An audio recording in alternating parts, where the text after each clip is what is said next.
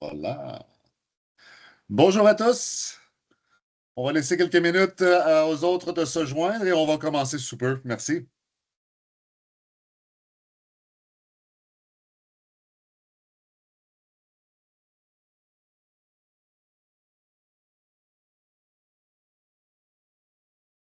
Toujours le petit stress que l'Internet va-tu fonctionner encore avec le temps qu'il fait dehors. Là. J'ai la fenêtre devant moi, puis ça n'a pas de l'air beau sur un temps à Québec, en tout cas.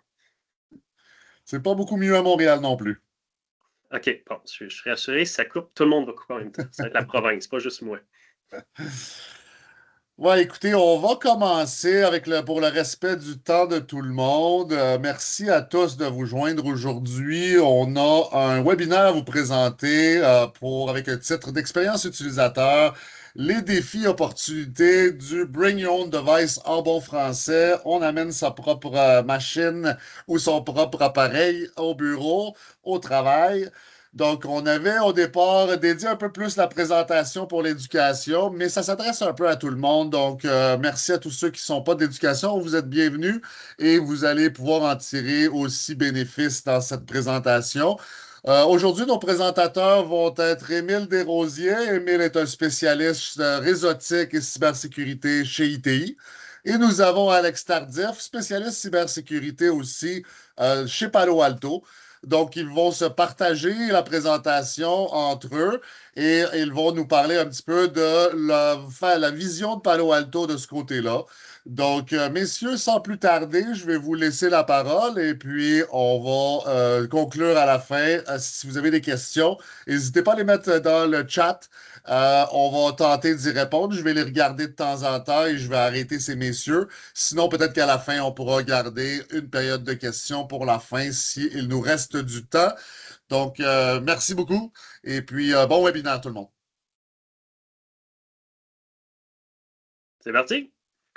Donc, bonjour à tous. L'objectif aujourd'hui, c'est de faire un tour de roue pour tout ce qui est des différents enjeux et contextes qu'on voit dans le marché et comment un petit peu Palo et ITI ont une vision sur changer un petit peu le point de vue de la cyber en termes d'expérience utilisateur et bring your own device.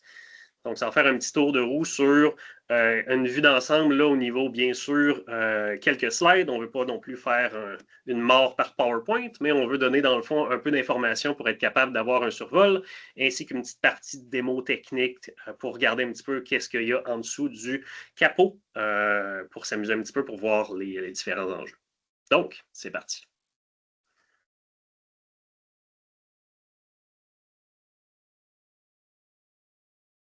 Merci Alex. Merci d'être là avec nous ce matin, comme Thierry a dit. En fait, là, la présentation d'aujourd'hui, c'est un browser sécurisé d'entreprise qu'on vient présenter. Ce qu'on se rend compte, c'est que de plus en plus, la majorité des activités de travail se passent au niveau du browser. Une petite statistique ici, là, on parle entre 85 et 100% des activités, même dans certains cas. On a juste à passer à tout ce qui est M365, tout ce qui se développe au niveau SaaS qui est disponible au niveau du cloud. Donc, on se rend compte que de plus en plus, les utilisateurs vont être portés à utiliser pratiquement uniquement un browser ou un service de ce type-là pour atteindre leurs activités là, au niveau de l'entreprise. Ce que ça apporte en termes de consommation d'applications, on peut le voir du côté droit, le nombre d'applications qui explose avec la consommation de l'intelligence artificielle, les outils de collaboration, les copilotes, les différents objets, tout est rendu sur le web. Donc, le principal vecteur qui est utilisé pour que ce soit la consommation de nouveaux services est toujours axé sur le navigateur Internet. Donc, ce n'est pas nouveau, ça fait juste s'accélérer d'année en année vers ce mode-là.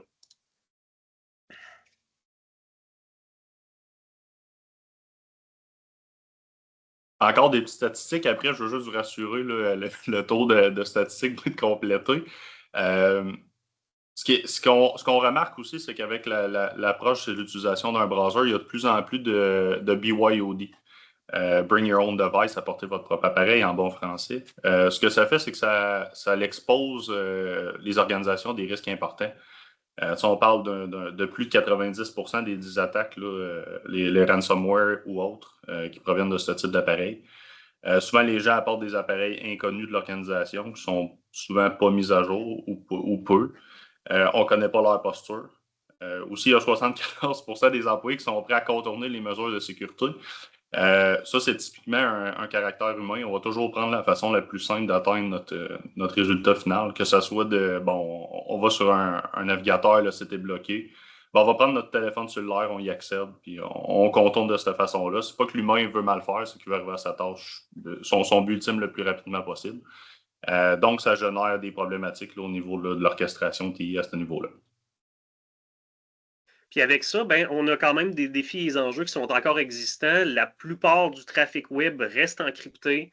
La plupart des vecteurs d'attaque, les ransomware, les rootkits, tout ce qui va consommer puis qui va établir des liens derrière des infrastructures pour envoyer des commandes reste également dissimulé dans du trafic qui est chiffré.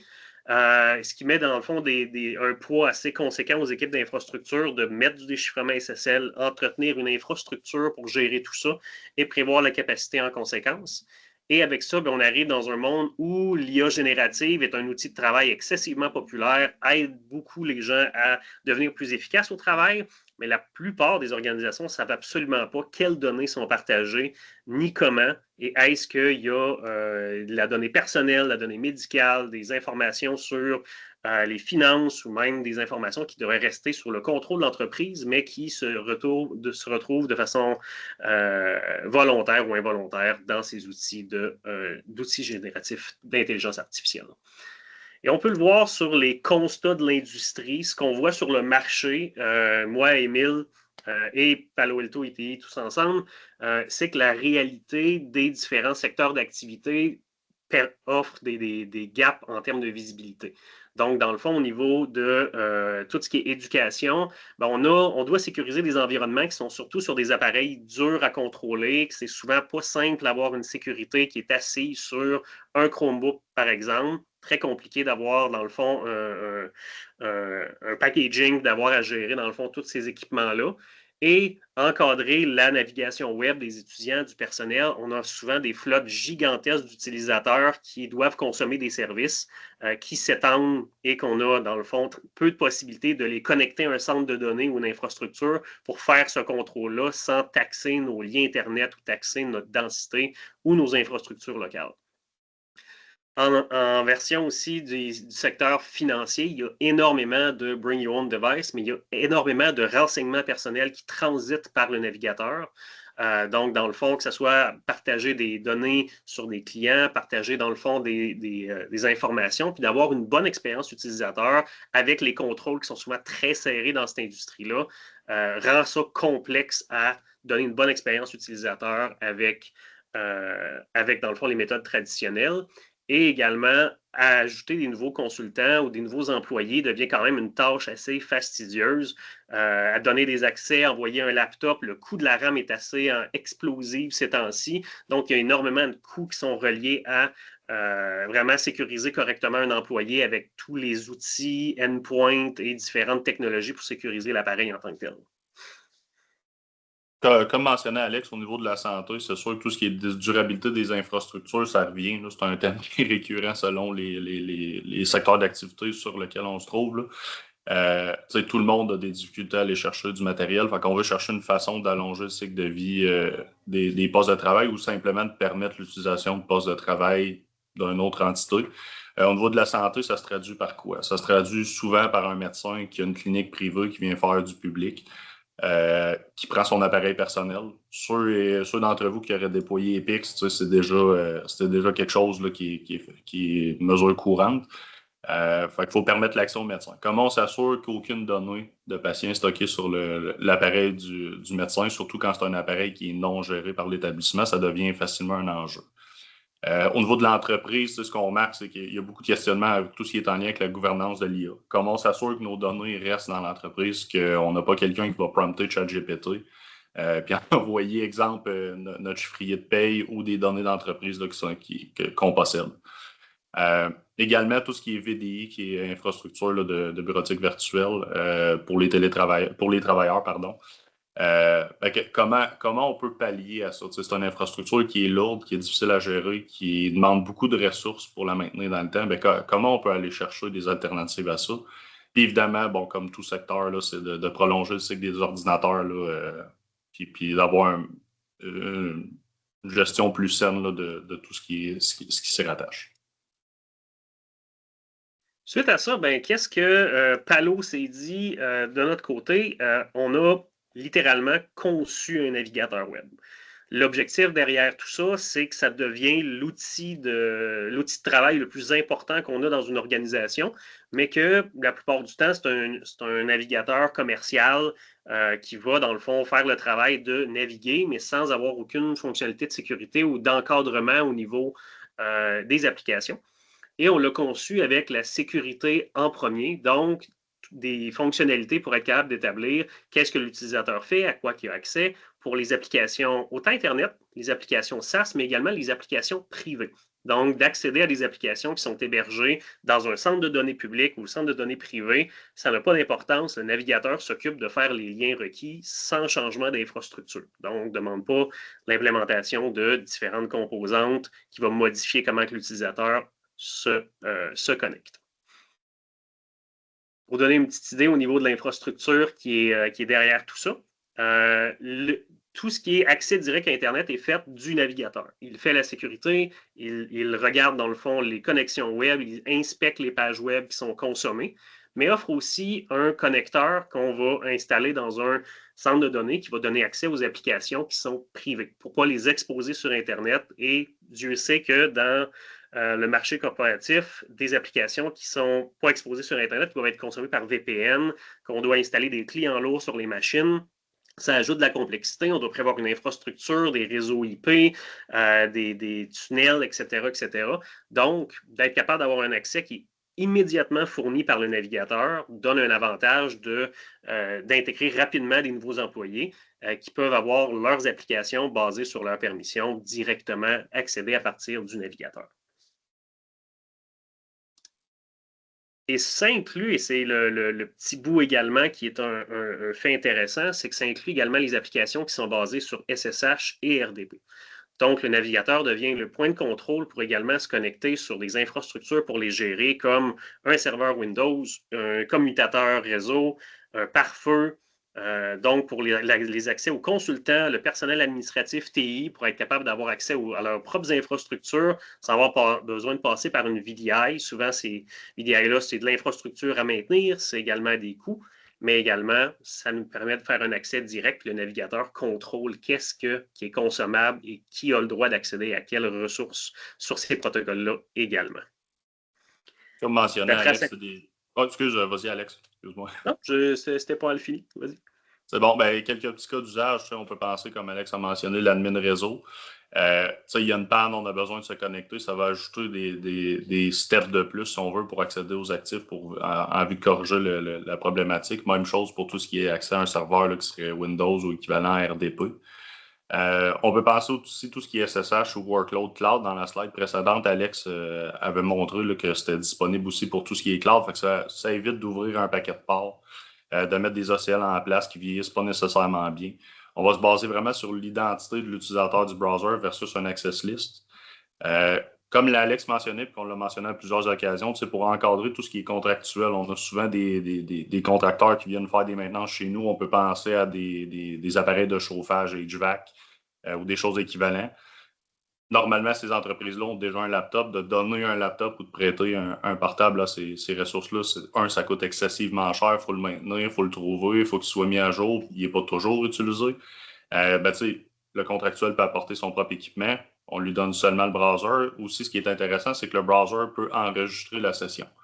Il enregistre vraiment tout. Quand on parle du presse-papier, qu'est-ce qui est sauvegardé. Fait qu'on a vraiment un niveau d'audit et de traçabilité qui fait du sens, qui est moderne et qui est facile à tracer. Précédemment, on irait plus en VPN. VPN, oui, on va avoir une forme d'audit, mais ça va être IP source, IP destination port. Ça donne une vue d'ensemble, mais ça ne donne pas nécessairement de contexte ou d'explication pourquoi cette personne-là a fait ce qu'il a fait, en fait. Au niveau du browser, on est en mesure de monitorer vraiment tout ce qui est session là, de l'utilisateur, donc d'encadrer le BYOD au niveau contractuel.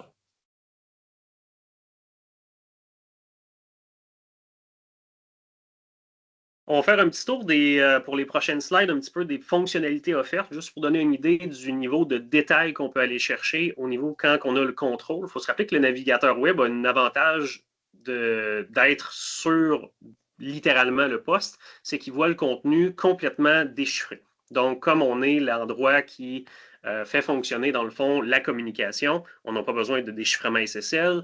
Tout le contenu qui est normalement indéchiffrable, donc avec des protocoles comme TLS 1.3 ou des applications qui utilisent ce qu'on appelle du certificate pinning, qui permet juste de faire un accord 1 à 1, mais ce trafic-là, on peut l'étudier sans aucun problème. Et la beauté de la chose, c'est que toute la gestion est effectuée à l'intérieur avant qu'un seul paquet sorte du navigateur. Donc, si on clique sur un lien qui s'avère être malicieux ou qu'on a dans le fond du phishing qui est visé sur nos infrastructures, bien, ce lien-là est analysé à même le courriel en clair et le lien de destination également. Donc, on est capable, dans le fond, de même effectuer de l'ouverture du lien en mode lecture seule. Donc, désactiver tout le contenu actif d'une page web pour être certain qu'il n'y a rien qui peut s'exécuter passé un certain point et avoir aussi un gestionnaire de mots de passe d'entreprise qui est intégré au navigateur. Donc, quelqu'un crée un nouveau mot de passe, un nouvel accès sur un serveur web ou un besoin, bien, il y a un contrôle unifié sur une voûte d'entreprise qui est intégrée à même le navigateur pour faire la traçabilité des mots de passe. Et bien, si l'employé s'en va ou se déplace, bien, on ne perd pas la vue sur ces mots de passe-là qui sont souvent dans une voûte documentaire plus ou moins bien sécurisée ou des fois perdue dans un notepad quelque part. On sait tous que ça l'arrive assez souvent. Également, pour le volet, dans le fond, de protection du navigateur lui-même, c'est d'avoir un contrôle sur qu'est-ce qui est installé à l'intérieur de tout ça. Donc, les extensions qui sont utilisées, quel comportement est fait par l'utilisateur, valider les vulnérabilités, appliquer des correctifs de vulnérabilité au rythme de l'entreprise, donc être capable que le navigateur est toujours à jour, qu'on n'a pas de délai entre les gens qui ont des Chrome qui doivent être mis à jour depuis 6 mois puis qui n'ont pas cliqué, bien, à ce moment-là, on a un contrôle d'entreprise beaucoup plus précis pour être capable d'avoir ces mises à jour-là beaucoup plus rapidement et également de désactiver des composantes à risque. Donc, empêcher certaines extensions d'être installées ou seulement d'approuver une liste précise pour l'organisation. On a également la possibilité de partager, de faire des contrôles sur tout ce qui est des actions à l'intérieur de la page web. Fait qu'Émile en jasait un petit peu qu'on a de surveillance de session puis qu'on voit le contenu. Ça va même d'être capable de contrôler qu'est-ce qui est frappé dans une fenêtre. Protéger la ressource et la mémoire du navigateur. Donc, même s'il y a un keylogger sur la machine, c'est une machine qui est infectée, le navigateur est un conteneur, dans le fond, sécurisé qui empêche que n'importe quel outil qui est sur la machine voie ce que le navigateur fait. Fait que c'est vraiment votre point de démarcation pour établir un contrôle sur quelles ressources sont atteintes. Et on peut valider la posture également. Donc, à chaque 90 secondes, il y a une vérification de posture qui est effectuée et le navigateur ne demande pas de droit d'administrateur, ce qui est très important dans un monde où on ne contrôle pas les portables que les consultants apportent dans notre environnement, ou même nos propres machines peuvent être limitées au niveau des droits d'administrateur. Ce n'est pas nécessaire pour le navigateur. Il va faire cette validation-là et vous informer si un enjeu de posture ou bloquer l'accès à des ressources, si par exemple l'antivirus n'est plus activé ou le pare-feu local est désactivé. C'est toutes des choses qu'on peut faire au niveau de la visibilité du navigateur lui-même.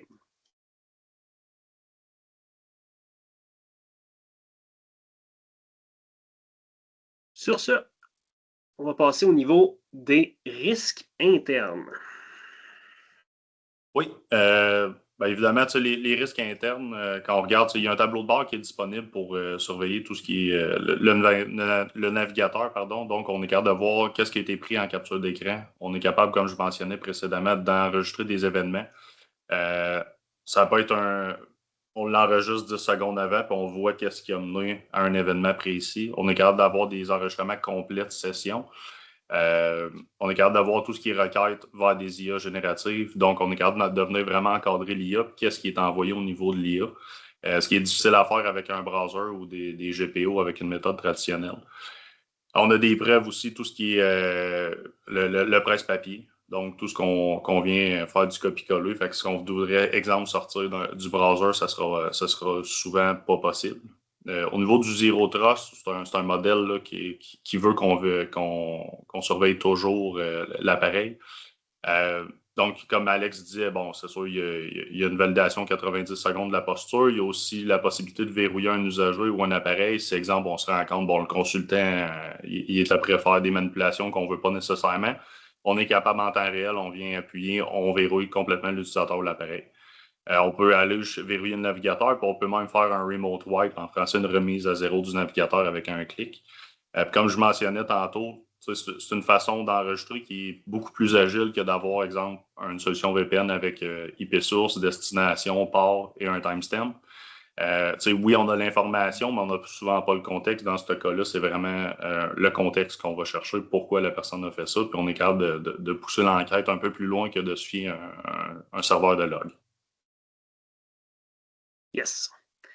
Et une liste des contrôles un petit peu plus exhaustive qui est disponible globalement de faire des contrôles. Ça peut aller de faire du contrôle sur le téléchargement et le téléversement de fichiers, que ce soit basé sur le contenu ou de la source. Exemple, un fichier qui a du contenu financier ou du contenu des données personnelles, bien, ce téléchargement-là pourrait être bloqué à la source. Ou même chose pour le téléversement. Donc, si je veux apporter quelque chose de l'extérieur vers un dépôt de fichiers, mais qu'à l'intérieur, on détecte un malware, on détecte de la donnée qui n'est pas supposée être là. On peut faire ces contrôles-là avant qu'une seule donnée ait quitté le navigateur. Et on a des contrôles beaucoup plus précis sur tout ce qui est le capture d'écran. Donc, empêcher de prendre une capture d'écran d'un contenu. Dès qu'on essaye, le navigateur vire noir au complet. C'est impossible globalement de prendre ces informations-là. Contrôler où on peut imprimer, soit sur une imprimante bien définie qui se trouve, disons, à notre bureau et non à la maison. Et également contrôler les différents masquages de données. Donc, on peut le voir à l'écran. Si j'ai un numéro de carte de crédit qui veut apparaître et être processé par le navigateur et que je veux, dans le fond, cacher les 9 premiers chiffres pour être certain qu'à ce moment-là, la personne a le droit de les consulter puis de voir quel est au dossier, mais il n'est pas supposé avoir le droit de pouvoir avoir le numéro au complet. On peut faire ça à même le navigateur sans qu'on ait vraiment un contrôle sur le service distant. Le meilleur exemple, c'est souvent l'administrateur de base de données. Normalement, il a tous les droits sur une base de données, mais est-ce qu'il a vraiment besoin de voir toute l'information nominative à l'intérieur des différents champs? La plupart du temps, non. On peut aussi faire apparaître ou disparaître des éléments web qui sont hors un petit peu conformité. Un des exemples, ça serait le AI mode, disons, quand on s'en va sur Google, ben, on peut désactiver ces éléments-là pour maintenir globalement que pour la compagnie X ou l'organisation B, ben, on n'utilise pas ce service. Donc, je fais disparaître cet élément-là qui ne soit pas accessible par un utilisateur de l'organisation. Et même si je prends une donnée et j'essaie, dans le fond, de la transcrire à la main. Donc, exemple, je vois le numéro de l'assurance sociale de quelqu'un, on va le voir dans la démo plus loin. J'essaie de le taper à la main. Ça aussi, on peut le bloquer à la saisie. Donc, même si on essaye de passer outre le contrôle de copier-coller et de téléchargement, mais j'ai encore un contrôle qui m'empêche de mettre la donnée elle-même manuellement dans un outil d'IA générative ou dans n'importe quel autre outil.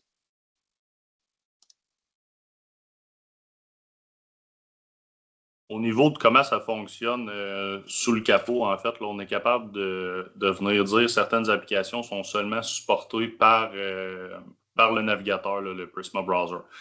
Tantôt, on parlait que les gens ont tendance à trouver des manières de contournement pour atteindre leurs objectifs. Je donne un exemple. On a du M365. On veut seulement que le browser d'entreprise puisse y accéder. On est capable, avec le navigateur, comment ça fonctionne en arrière, je vais utiliser un terme qui n'existe pas en français. Là, en fait, c'est que l'authentification est proxifiée vers le IDP. Dans plusieurs cas, ça va être intra-ID. Donc, on s'assure qu'il y a vraiment juste le browser qui est capable d'accéder aux ressources corporatives. Une ressource dirait, je vais installer Firefox sur ma machine. Ben, malheureusement, ça ne fonctionnera pas. Fait que les moyens de contournement sont gérés de cette façon-là. On peut aussi mettre un service d'accompagnement. En fait, c'est qu'on peut avertir l'utilisateur, est-ce que tu fais, ça va contre ce que l'entreprise veut faire. Fait qu'on est capable d'avoir un bout d'accompagnement, pas nécessairement de bloquer toujours au jour 1. Il y a aussi possibilité là, d'effectuer une action là, avec une justification. Par exemple, on veut accéder à ChatGPT pour quelque chose une fois. Le service d'accompagnement va vous avertir qu'on est capable de demander, on va dire, un passe-droit. l'administrateur va vous accorder ou non l'approbation là, à ce niveau-là. Alex, je ne sais pas si tu voulais renchérir là-dessus. Non, c'est pas mal le tour au complet. Le but, c'est que les gens n'aient pas besoin de loger des tickets dans un ServiceNow ou une billetterie, demander une exception, que quelqu'un du support doit la réviser. Ben, même le navigateur, si c'est un risque accepté par l'organisation, exemple, je veux aller sur un site, exemple Reddit, parce qu'il y a une information, je développe du code, j'ai besoin d'avoir plus d'informations, puis normalement, c'est bloqué. Ben, vu que c'est un risque médium, on fait juste le documenter puis le journaliser. Tandis quelque chose qui peut être à haut risque, bien là, l'intégration d'une gestion d'exception avec un simple bouton, je demande une exception, l'administrateur reçoit l'information, accepte ou non avec le contexte, et par la suite, on va de l'avant. Ça réduit les charges de travail au niveau des gens du sport et on n'a pas besoin de décloisonner des sites web dans un pare-feu ou de jouer avec des politiques très complexes de mise en exception temporaire. Cet utilisateur-là, je le réfère à mon billet dans mon ITSM X. Ben à ce moment-là, tout ça est déjà un flux de travail déjà défini dans le système. Et la petite dernière slide avant qu'on tombe dans le bout plus le fun de la démo, en tout cas, fun pour moi. L'objectif aussi, c'est de dire que si on arrive à télécharger un fichier, le but, c'est de dire ben, des utilisateurs peuvent avoir des droits de déplacer des fichiers d'un système à l'autre qui sont approuvés. Quand un fichier sort du navigateur, il devient chiffré. Donc, il est impossible d'être lu, sauf s'il retourne dans le navigateur. Ce qui fait que même si quelqu'un a accès, par exemple, à un rapport avec des informations personnelles, qu'on dit ben, dans le cadre de son travail, il a le droit, il télécharge, il est chiffré, il peut partir avec, ce n'est pas un risque pour l'entreprise. S'il veut le déplacer, par exemple, dans son 365 d'entreprise, parfait, le fichier se déchiffre en transit dans le navigateur, du bureau vers le navigateur, et se redépose correctement. Mais si je l'ouvre avec un Chrome, un Firefox ou n'importe quel autre navigateur ou même l'outil dans lequel le fichier est natif, il est impossible à lire. Donc, ça l'empêche énormément par, disons, un exemple fréquent qu'on voit, c'est les gens qui partent suite à un départ de l'entreprise, qui veulent apporter de l'information parce qu'ils s'en vont chez un concurrent. Bien, à ce moment-là, même s'il a accès à la donnée et qu'il peut l'exporter en téléchargement, d'un, on va avoir une trace, et de deux, bien, tout ça n'est pas possible d'être lu de toute façon. Ça empêche aussi les gens, à travers le navigateur, d'essayer de déplacer puis de s'envoyer des fichiers par pièce jointe sur un courriel personnel ou quelque chose comme ça, dû au fait que le fichier va se chiffrer en transit. Ça inquiète peu, dans le fond, la possibilité que les gens qui ont des droits sensibles soient capables globalement d'aller faire ces déplacements de fichiers-là ou de sortir avec des données d'entreprise qui sont précieuses. Juste faire du pouce là-dessus également, là, ça va être difficile à démontrer en démo, là, mais quelqu'un qui dirait moi je suis plus futé que le système, puis sort son appareil photo sur son téléphone cellulaire, il y a un masquage aussi à ce niveau-là. Fait qu'exemple, on vient ouvrir un fichier via le navigateur, puis on se dit ah, je suis meilleur que lui, on prend une photo, la photo, on verra rien. C'est sûr que cet aspect-là est plus difficile à démontrer en démo, là, à moins qu'Alex nous dise que tu es en mesure de le faire. C'est dur de partager de l'information si mon navigateur empêche le partage parce qu'il bloquerait en ce moment le Teams. Donc, vous verrez juste un écran noir. Il n'y aurait pas la possibilité là, de voir le contenu en tant que tel. Et pour ce même cas d'usage, on peut également mettre des filigranes. Donc, globalement, on verrait son nom, la date. Donc, il y a quand même quelque chose qui l'identifie dans la dernière mesure que quelqu'un a des hauts privilèges, a le droit de visualiser la donnée. Bien, on va la filigraner également, donc mettre des watermarks pour ceux qui se demandent qu'est-ce qu'un filigrane en informatique. C'est vraiment un logo avec l'information qui retrace l'usager, qui nous permet de l'identifier. Et donc, on va tomber à la démonstration, qui est vraiment le petit bout là, pour qu'on va cruncher puis voir un petit peu qu'est-ce que le navigateur a à offrir.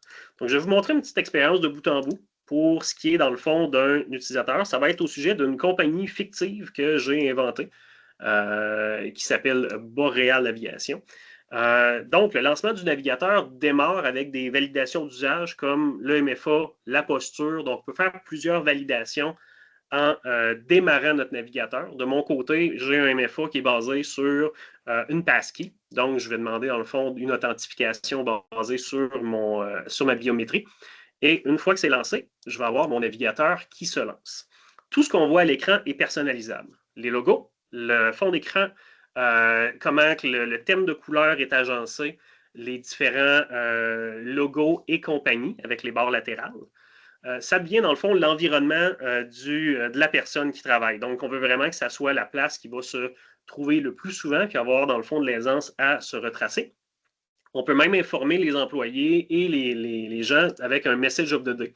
Donc, globalement, une mise à jour d'entreprise comme quoi, on prévoit, disons, une migration ou dans ce cas-ci, on a un 5 à 7 qui arrive prochainement à cause de notre nouvelle base Saint-Hubert et Coudjouac pour certains qui aimeraient aller là-bas plus fréquemment, mais apparemment, c'est un besoin. Donc, on a des mises à jour d'entreprise et on va populer les raccourcis également d'entreprise par groupe d'utilisateurs. Exemple, l'employé qui travaille aux finances va avoir ses liens pour les différents partages ou outils qu'il utilise. Et également, quelqu'un qui va se trouver dans le département de TI va peut-être avoir ses liens, comme on voit, les liens RDP pour se connecter à un Active Directory ou se connecter en SSH à une switch. Tout ça est donné par groupe d'utilisateurs et c'est les accès que l'utilisateur est restreint de consommer. Chaque page, on voit que ça ajoute quelques petits boutons également. On va voir Entreprise ici. Ça va informer l'utilisateur, si on le désire bien sûr, des contrôles en place par page. Donc, ça peut être fait par catégorie d'application, catégorie de site web, le type d'application qu'on consomme. Tout va être indiqué quels contrôles sont faits. Donc, on voit que les outils de développement sont bloqués en ce moment. J'ai le droit de faire de la capture d'écran et mon presse-papier n'est pas limité. Donc, on voit vraiment que je suis capable de jouer un petit peu en fonction de quelle page effectue quel contrôle. Au lancement du navigateur pour la première fois, on a une mise en route et personnalisation. Et je ne sais pas si vous l'avez remarqué, le navigateur est en français. Donc, de ce côté-là, tout est personnalisable au niveau de la gestion. Et au lancement du navigateur, on a une expérience d'onboarding, un peu comme un navigateur classique qui nous demande d'importer nos différents raccourcis, etc. Donc, on peut choisir globalement le style, la photo de profil, est-ce que je veux ou non la barre latérale. Donc, pour l'expérience utilisateur, importer les signets ou les paramètres d'un autre navigateur.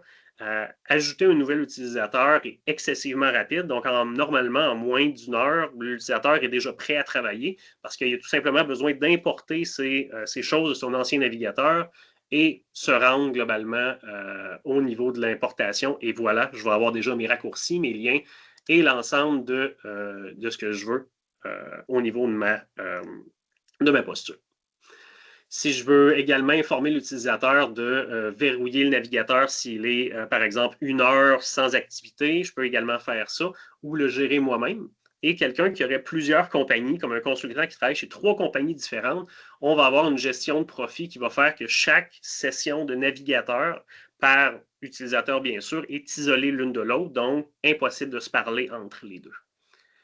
On voit également que le gestionnaire de mots de passe qui est intégré ici, qui peut importer des autres gestionnaires de navigateurs ou tout simplement là, permettre de requérir que ce soit toujours ce gestionnaire de mots de passe-là à la création d'un nouveau mot de passe. Donc, il va détecter un nouvel utilisateur qui est apparu ou non. Et donc, si on commence à faire quelques tests et aller voir si on peut tester les limites de tout ça, essaie de se rendre sur un site de jeux en ligne. Donc, globalement, la plupart du temps, c'est les entreprises, c'est bloqué. Donc, avant même qu'il y ait un seul paquet qui sort de mon navigateur, il y a une validation qui est faite sur la destination et son contenu. Et à ce moment-là, je peux indiquer un message personnalisé à l'utilisateur que cette page est bloquée en raison de la politique de sécurité du contenu. Je pourrais lui dire plus d'informations. Je peux lui rajouter un lien pour exemple, le référé à la politique d'utilisation corporative des ressources informationnelles, etc. Tout ça, on peut les modifier. Pour l'instant, celui de base nous indique clairement le message. On peut passer à autre chose parce que le niveau est restreint. Si on prend un cas d'usage très, très normal qui est Office 365, si je suis, par exemple, un consultant, mon objectif, c'est de venir me connecter à l'Office 365 de mon client, mais que je veux en même temps utiliser le mien. Fait qu'on a dans les catégories d'entreprise une restriction qui est faite pour le domaine. Ce qui veut dire que si j'essaye, moi, Alex Tardy, de me connecter à mon domaine Palo Alto Networks, j'ai même pas le temps de finir de taper, puis il est en train de détecter que je ne suis pas en train de vouloir me loguer avec le compte d'entreprise qui est approuvé. Donc, il va m'empêcher, dans le fond, de terminer ma frappe pour me dire impossible de se connecter, c'est pas correct comme nom d'utilisateur. Mais si je retourne et je m'en vais me connecter sur mon compte classique, aucun problème. Donc, c'est vraiment la validation qui est effectuée avant même que le login a lieu, donc la connexion fonctionne. Fait qu'on peut faire ce contrôle-là avant même de devoir, dans le fond, faire du blocage en ligne ou de faire du contrôle, comme c'est la saisie qui est validée. Un autre cas d'usage qu'Émile a mentionné tout à l'heure, c'était le fait d'aller sur un site et de pouvoir demander plus d'informations ou même de demander une exception si jamais il y a un problème. Donc, j'ai mis que pour Facebook, je vais redemander dans le fond le MFA, dans ce cas-ci ma clé d'accès, pour pouvoir y accéder. Fait qu'il va me redemander dans le fond ma biométrie parce que c'est un site à risque. Et même là, il est restreint. Ce qui veut dire que je pourrais continuer quand même. Cette information-là va être ajoutée globalement à ma navigation et ça va, dans le fond, informer l'utilisateur que c'est bloqué, mais comme il y a un faible risque, tu peux y aller pareil. Ça va juste être, dans le fond, journalisé. C'est aussi possible de demander une exception. À ce moment-là, si je fais continuer quand même, je peux ajouter une raison, dire j'ai besoin d'un contournement, je l'effectue ou une raison personnalisée, ça me tente. Et à ce moment-là, je vais pouvoir y accéder. Cette information-là va être ajoutée là, globalement au dossier sur mon nom là, pour être capable d'y aller. Comme ils vont leur demander encore parce que j'ai justifié, puis par la suite, je vais pouvoir y aller. Hop! Donc, pas besoin de création de billets, pas besoin d'aller dans une billetterie demander quelqu'un ou d'appeler mon ami préféré à la sécurité pour qu'il me fasse une passe droit. On est directement dans le navigateur, c'est court et touchant. Ce qui aide un petit peu à empêcher la charge de travail des gens au support, ce qu'on ne veut absolument pas faire, vu que rajouter, dans le fond, une nouvelle technologie, normalement, devrait accompagner les gens et non pas rajouter une charge de travail inutile.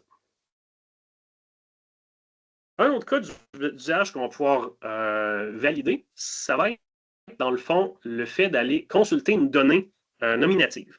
Comme on indiquait tout à l'heure, le côté filigrane, donc d'être capable d'aller voir un document, mais on voit toute mon information qui est filigranée en ce moment. Donc, on voit mon courriel, on voit le temps d'accès, on voit que c'est le navigateur qui a journalisé tout ça. Fait que si moi, j'aimerais prendre en copie d'écran ce contenu-là, ça va m'identifier de façon personnelle également. Donc, il y a un risque à faire ce genre d'information. Et si je me dis, ben, je vais juste aller prendre l'information ici, que je vais aller chercher ce rapport mensuel, puis je vais le copier. Je vais tenter de le mettre sur mon notepad pour sortir l'information. L'information qui sort du navigateur est interceptée et on le remplace par un message personnalisé comme c'est interdit de copier cette information-là hors du navigateur. Donc, le contrôle est effectué à différents niveaux si l'accès est restreint de ce côté-là. Un cas d'usage également qu'on aime bien avec notre chat GPT favori, c'est d'aller poser des questions avec de l'information qui serait sensible. Donc, si je lui demande de m'analyser ou de me trouver qui est la personne avec le numéro d'assurance sociale, donc le SSN, puis là je mets le format est toujours 3 chiffres, 3 chiffres, 3 chiffres, donc 1, 2, 3, 4, 5. À ce moment, je n'ai même pas terminé ma frappe, qu'il est déjà avec le contexte pas mal sûr que c'est une donnée sensible. Il va tout simplement retirer le contenu avant même que ça soit envoyé, puis le remplacer par des caractères vides. Donc, je ne peux pas terminer ma frappe sans avoir, dans le fond, l'avertissement que, eh oui, je n'ai pas le droit, dans le fond, de mettre ce numéro de série-là dans ChatGPT. Un autre code, puis on va voir le contrôle de sécurité qui a changé en haut. On voit agent IA. Donc, en plus des différentes restrictions qui s'appliquent, je vais avoir un contrôle sur le presse-papier, sur les données personnelles seulement et le code. Ce qui veut dire que je peux lui poser des questions sur plein d'autres choses. Il n'y a pas de problème sur est-ce qu'il va faire beau aujourd'hui ou comment je devrais m'habiller. Mais si j'essaye de mettre n'importe quoi qui est la donnée personnelle ou du code, il va y avoir des restrictions qui vont s'appliquer. Et les restrictions sont toujours indiquées et annoncées à l'utilisateur, donc il n'est pas en train de dire « Ah, je ne le savais pas ». Ces restrictions-là, par page web ou par catégorie, il est informé de la chose. On a vu que j'ai indiqué que le code était également un une méthode de détection. Donc, on a toujours des fils déjà qui détectent, dans le fond, l'information. Et quand je bouge globalement de volet, là, je suis rendu sur une page que je classifie comme code. Le code va avoir d'autres contrôles qui est effectué. Si je reste dans des classifications de code, je peux copier-coller mon contenu. Il n'y a pas de problème. Mais si je dirais pour un développeur qui veut aller interroger un Claude ou une chose que je vais copier l'information, puis d'essayer, dans le fond, de le déplacer sur une autre plateforme, globalement, je peux le coller sur un notepad. Parce que le notepad, ça ne me dérange pas qu'il l'envoie, dans le fond, pour faire son code. Donc, l'envoyer sur un développeur, ça fonctionne, je peux copier et coller le code. Mais si je me déplace sur ChatGPT et je lui demande « Analyse ce code », je vais essayer de le coller. C'est interdit de coller les données. Parce que je viens d'une page qui est classifiée comme code, je n'ai pas le droit de l'amener sur un agent d'IA. Le contrôle transversal s'effectue également dans cette direction-là pour être certain qu'on ne peut pas, ni plus ni moins, déplacer du contenu qui serait sensible. Si on prend un autre exemple également, on parlait de données financières tout à l'heure, apparemment, il n'a pas aimé mon URL qui est concaténé. Je vais essayer d'aller le retrouver. Et voilà, qui est un dataset, dans le fond, d'informations financières. Donc, je suis encore dans mon site d'entreprise, mais si je télécharge, dans le fond, un fichier qui contient une donnée qui serait, dans le fond, nominée avec des données financières, comme dans ce cas-ci, des numéros de carte de crédit, l'information est scannée et est encryptée. On voit le zip en dessous TW. TW est le chiffrement qui est utilisé pour crypter. Donc, ce n'est pas possible de l'ouvrir à travers un autre navigateur. Le fichier n'est pas compris. Il faut vraiment que je le reglisse dans mon Prisma Browser pour que ça fonctionne. Autrement, si j'essaye avec un Chrome traditionnel, il ne sait pas quoi en faire avec ce format de chiffrement-là. Donc, il est un petit peu coincé à « je fais quoi avec ça ». Juste le masquage s'effectue. Le chiffrement, ça va vraiment venir remplacer tout ce qui est manuel. Là, quand on pense à des solutions là, qui sont dans certains types de licences plus difficiles à déployer, cette solution-là est vraiment simple. Ne demandera pas un marquage manuel de chaque fichier. C'est vraiment le système qui va le faire. Alex, je te redonne le bâton de la parole. C'était ma petite intervention du moment. Oui, c'est une bonne idée. Je parle vite, fait que je sais qu'il faut me donner un coup de pied dans les genoux pour m'arrêter rapidement, sinon je continue sans arrêt. Mais oui, le but, c'est que ces classifiers-là existent déjà, sont déjà intégrés, donc on a juste besoin d'avoir vraiment une idée du contenu. Et on peut même développer notre propre contenu sur des regex ou des parseurs qui existent déjà. Donc, c'est relativement simple à tout simplement sélectionner qu'est-ce qu'on veut et classifier, dans le fond, les informations.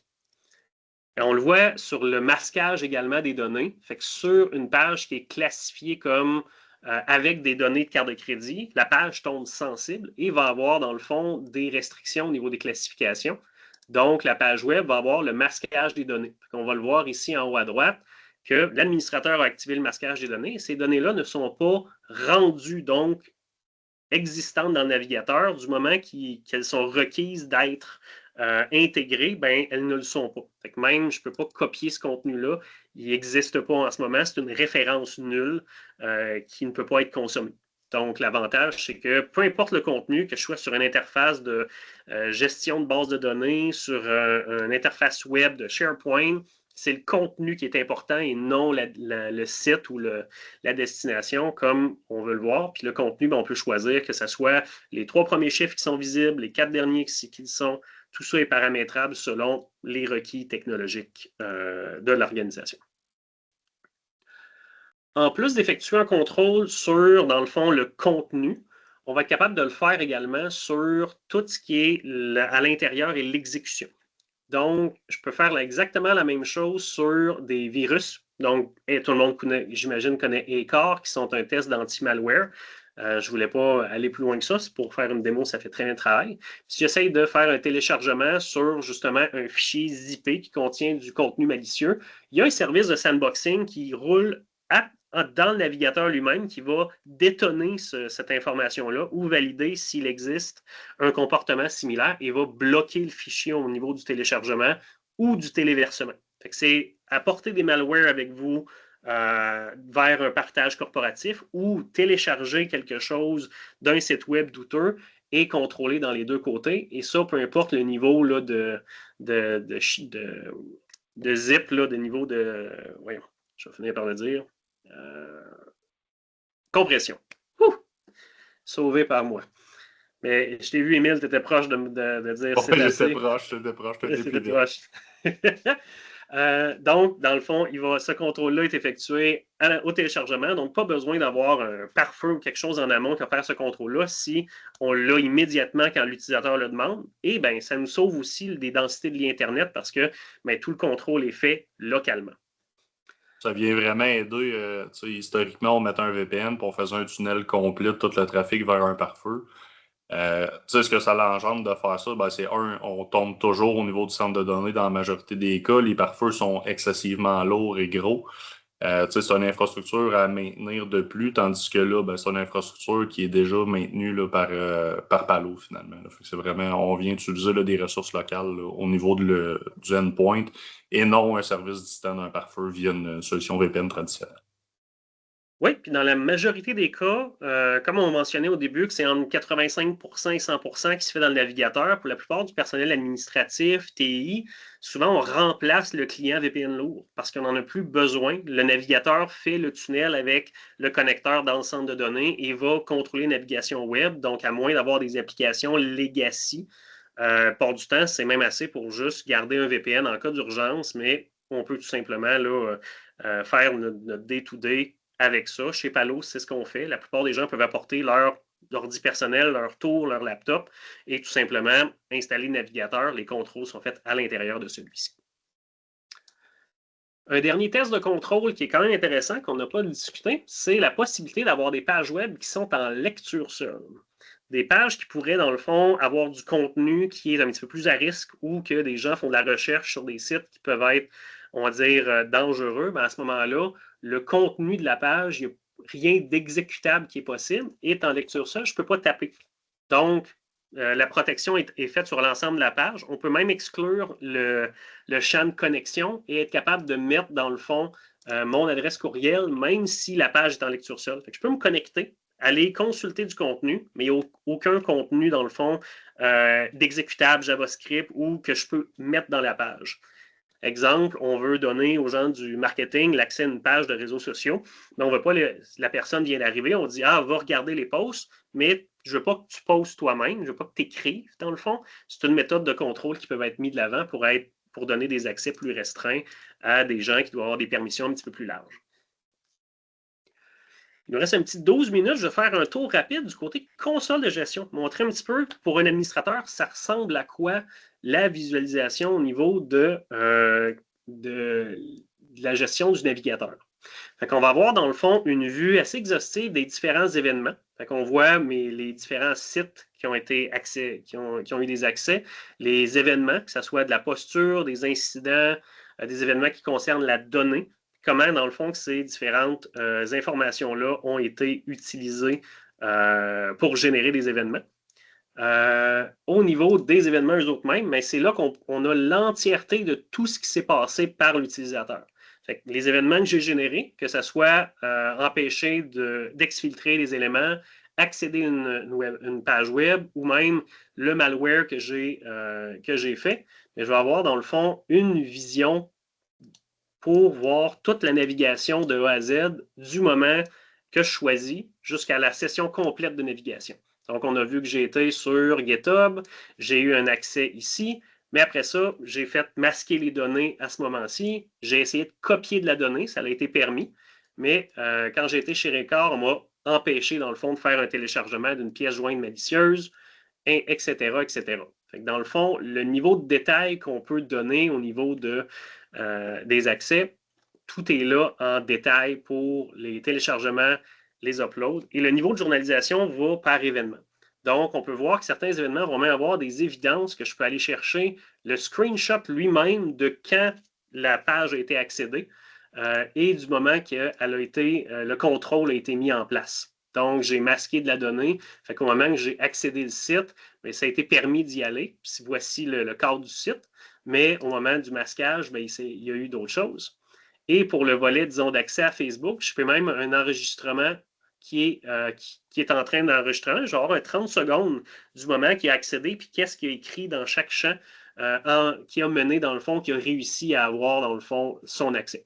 Donc, on peut aller quand même très loin au niveau des différentes infos. Puis j'ai ces informations également de posture au moment de l'accès. Est-ce qu'au moment de cet accès-là, son pare-feu était actif, le partage d'écran était correct, la version du navigateur, tout ça. Donc, la possibilité d'avoir, dans le fond, chaque événement par utilisateur et par device. Donc, je peux aller vraiment sélectionner de l'investigation en me disant, ben, c'est mon utilisateur, mais je pourrais être sur une tablette, je pourrais être sur un téléphone cellulaire, sur un Chromebook. Vu que c'est un navigateur, c'est supporté dans n'importe quel format. Donc, les gens qui veulent apporter leur téléphone et avoir des accès, c'est la même chose. Donc, le navigateur est le même point d'accès. Et la suite d'événements avec les différents enjeux, ben, je vais les avoir sur le long de sa session. Quand on parlait des devices, qui est mon petit dernier point, d'avoir la visualisation un petit peu de la posture live sur comment que mon appareil est configuré, qui sont les utilisateurs, les politiques qui gèrent mon équipement et dans le fond, qui est ma posture à ce moment-ci. Je vais être capable d'avoir les détails là, sur justement mon pare-feu, les extensions d'installer dans mon navigateur. Est-ce que je fais partie d'un groupe de devices? Est-ce que je suis conforme pour accéder à X, Y ou Z? Ou même, est-ce que mon endpoint est à jour quand mes définitions ont été faites?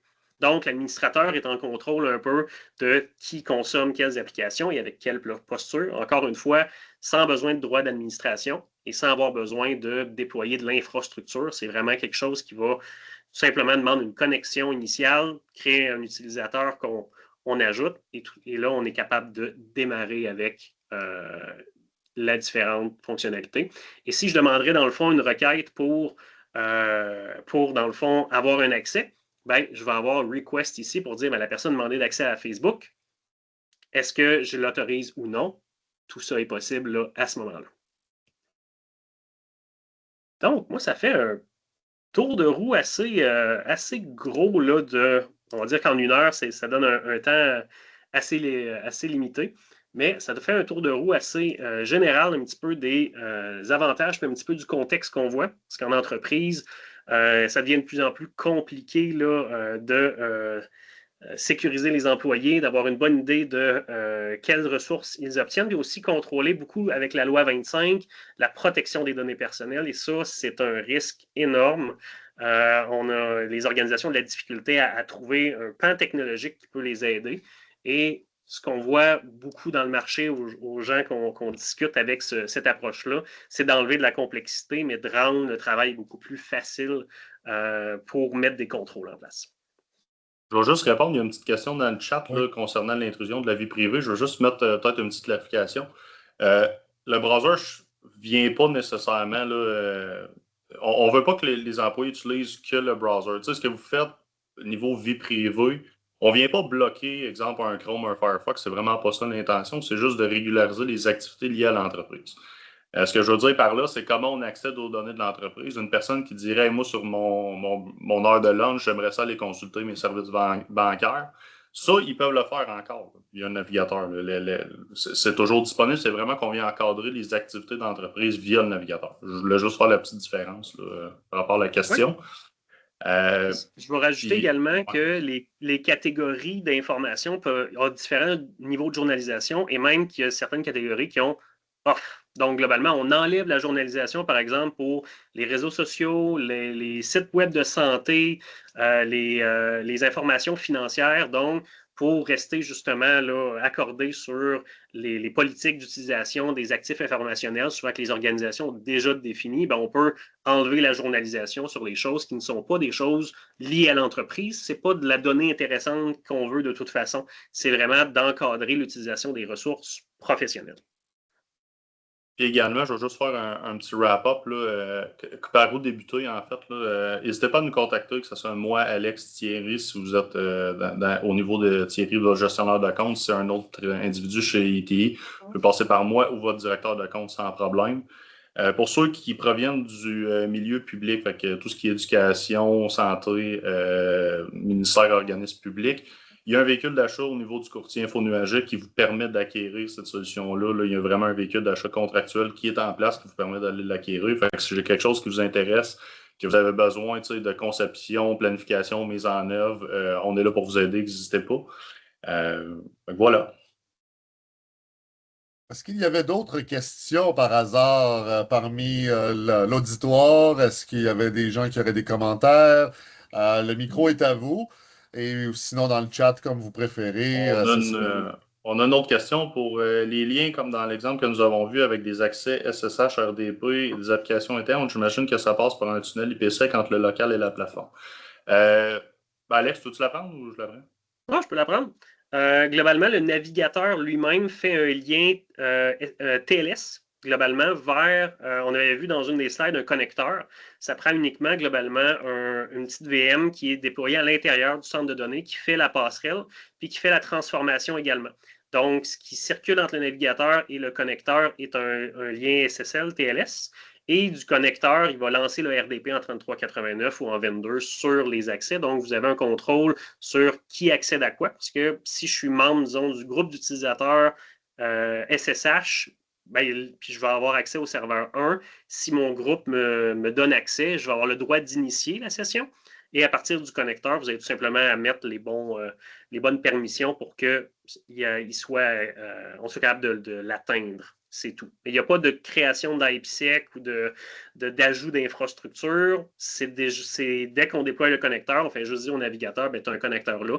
Lui va se connecter par lui-même avec un lien TLS SSL. C'est vraiment la seule composante à déployer dans vos murs. Là. Je vais peut-être mettre plus l'emphase là-dessus. Là. Ce n'est pas une solution qui vous demande de refaire votre infrastructure. C'est seulement une VM, that's it. Après ça, tout se passe au niveau là, de l'info nuagique chez Palo Alto.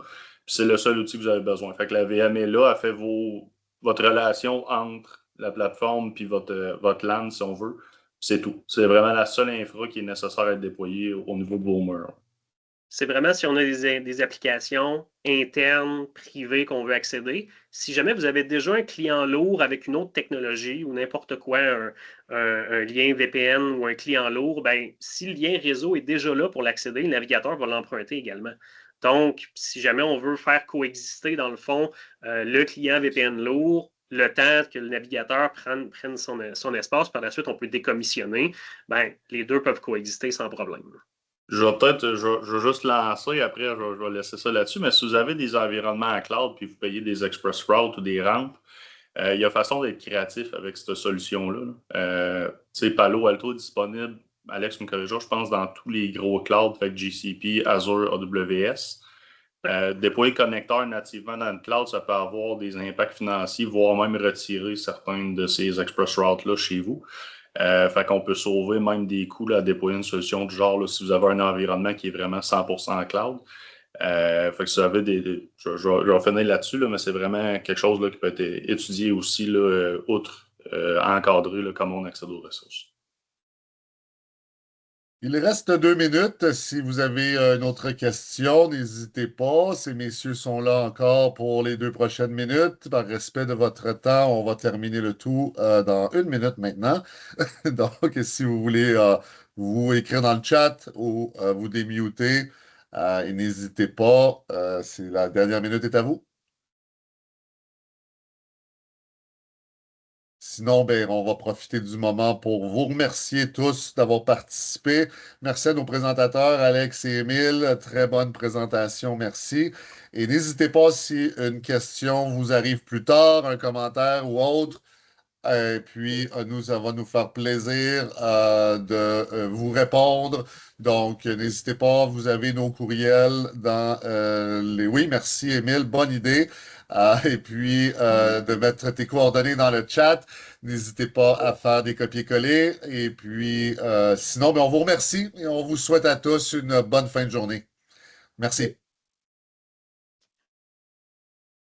Au revoir. Merci.